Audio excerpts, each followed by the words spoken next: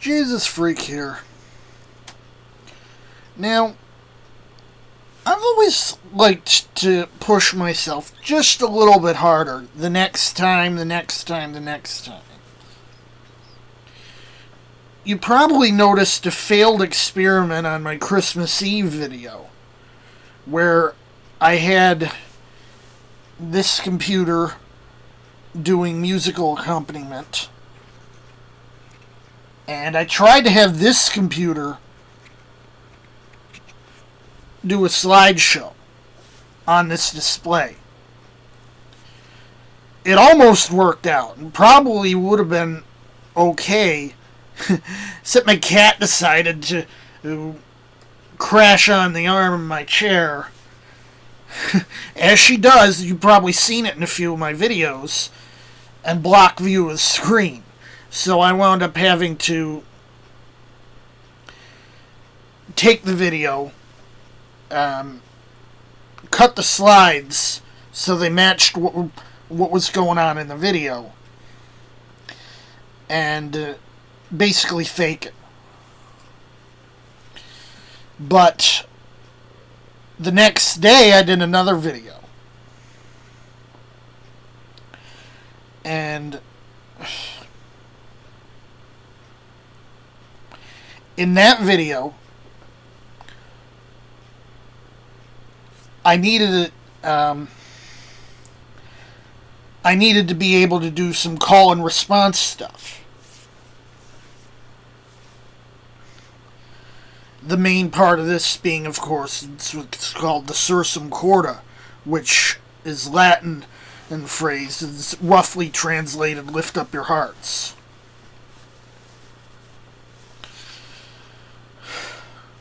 Now,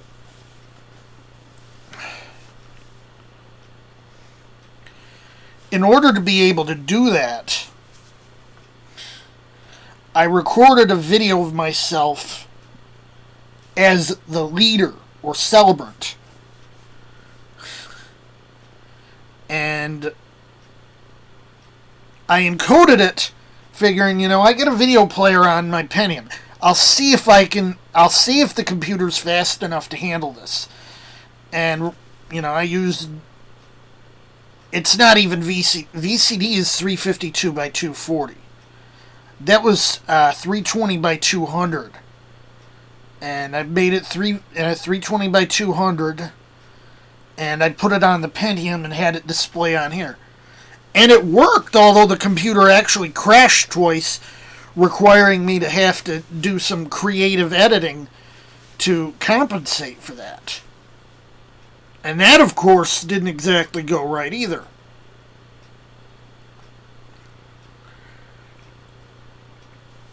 Because I made a mistake in the editing.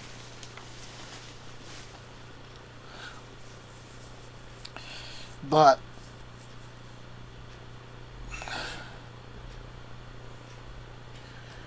you have to wonder, where would I go from there? The answer may be, and I don't know, but it might be trying to figure out a way to do. When I started doing this, I ditched the concept of the responsive readings, because I figured with what I had at the time, I really couldn't pull it off.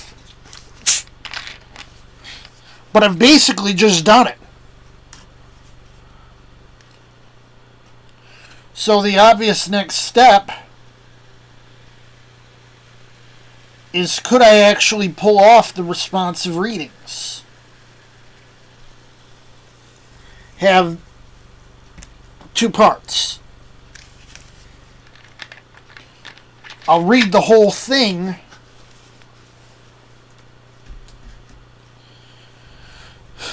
and record it. And I've even thought of bringing in Cartoon Jesus Freak to do that. And then after I record it, I cut it to 1280 by 1024, which is the native resolution of this monitor, as far as I understand. And to take it to my laptop.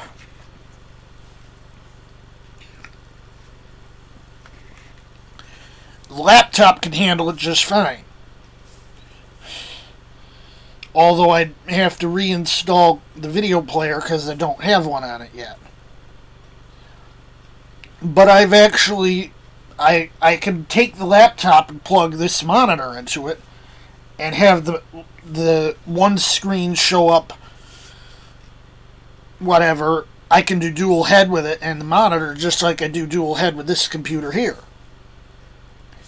And that's pretty useful for what I'm thinking of doing.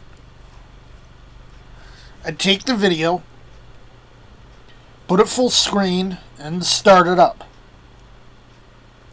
Probably put a little leader on it so I know where to cut.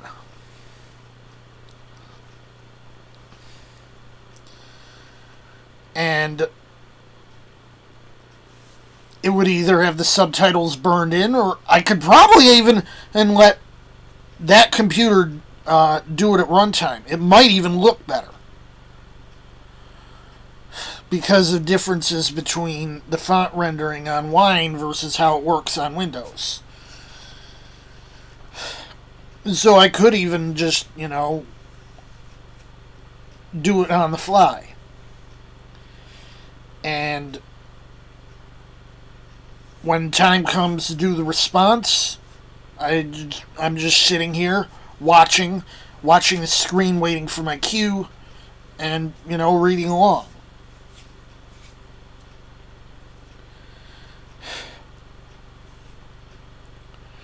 Now, the only time I've really come anywhere close to trying to do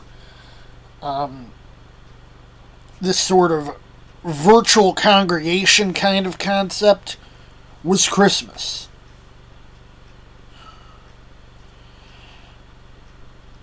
I'm pretty sure that these prototypes of the technology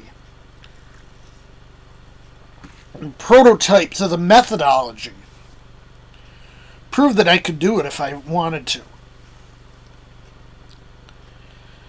I could perhaps, introduce some sort of audience participation because, well, you can't really do that with a YouTube video. But this method would encourage that.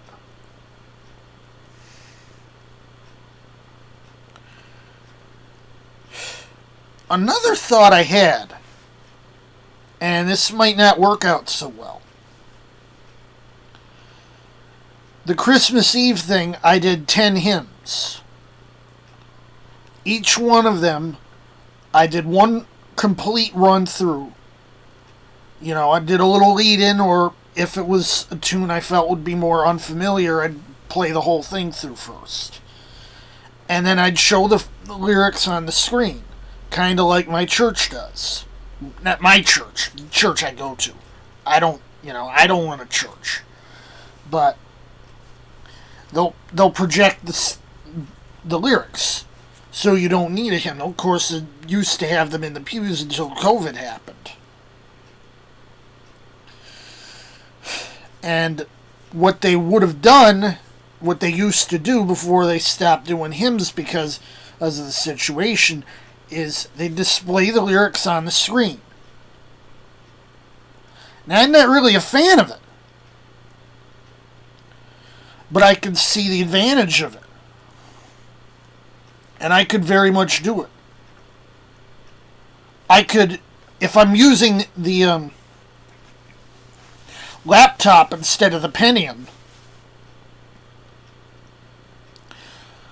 I could even use someone else's backdrops. Someone else's YouTube video. If, of course, it was a video they intend for that purpose. I mean, I'm not going to go and say, well, I like this video, I'm going to put it in mine. If it's like Creative Commons or something, I'll probably use it. Just like I did with the stuff I did on Advent, with the candle lighting. That was Creative Commons. It was explicitly permitted to use it. And that also brings up a potential issue with the hymns. I'm limited to what I can use. Because I don't have the money to license stuff, I can't say, and Christ Alone's one of my favorite hymns. I can't use it. I can't legally, I can get my channel shut down if I do it. I can do stuff like, I could theoretically say, I like the idea of mixing the tune of In Christ Alone with the words of My Hope is Built on Nothing Less. And you could do it. I think I might have even described how you could pull it off, but I couldn't play the tune. If I played the tune, I'd run into copyright laws that could get my channel shut down. And it's not something I want to do.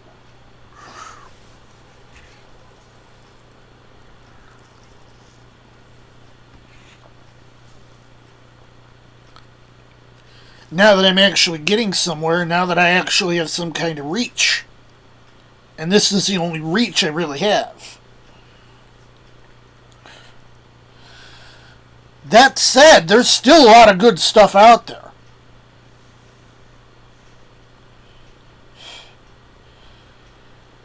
You got Isaac Watts stuff. You got Charles Wesley stuff. You got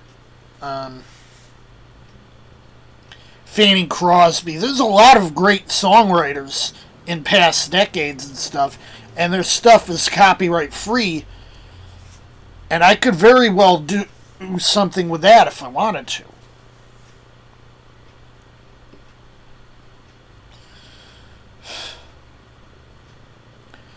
Just thoughts. I don't know if I'm going to pull it off or anything. But, just...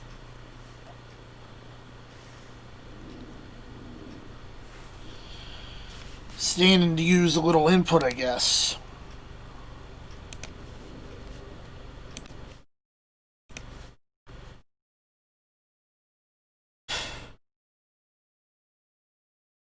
Anyway,